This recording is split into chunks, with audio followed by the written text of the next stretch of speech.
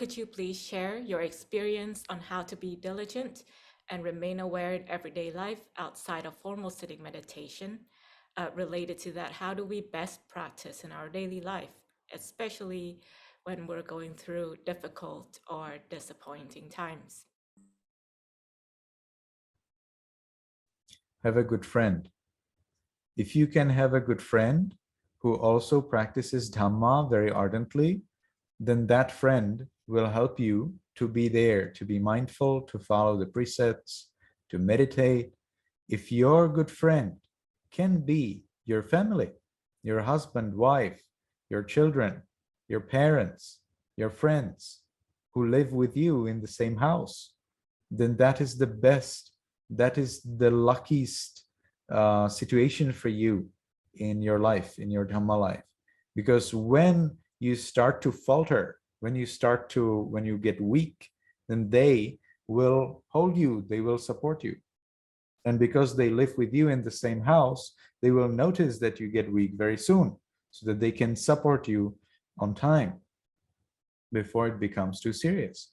So it is very good to live with people who follow the Dhamma, who are ardent in Dhamma. And it is very fortunate if those people live with you and if those people are very close to you.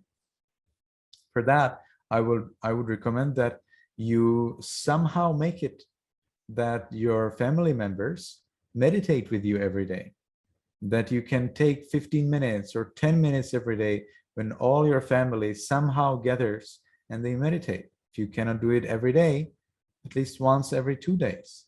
If not once every 2 days, then at least twice a week. If not twice a week, then at least once a week. Somehow it is worth it to go through those hardships. Because in most cases, you would say, that's impossible. I cannot do it. Well, then you really cannot do it if you think it.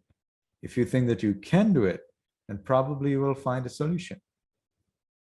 So this is my primary advice. If you want to practice Dhamma, especially when you go through hardships and you want to be successful and you want to stay mindful and you want to stay ardent in Dhamma, then you need to have a lot of Dhamma friends around you who always encourage you, who always stay there with you, who listen to you, who teach you, who support you, who advise you, who listen to your advice, who confess to you if they do something wrong, who listen to your confession if you do something wrong, and so on and on and on. So having a good friend, that is extremely big blessing. And that's why the Buddha said, asevana chabala nang panditanang sevana puja cha pujaniyanang etang mangala muttamang. What's that? Etang mangala muttamang. That is the highest, that is the greatest blessing, to not associate with the fools and associate with the wise and support those who are worthy of support.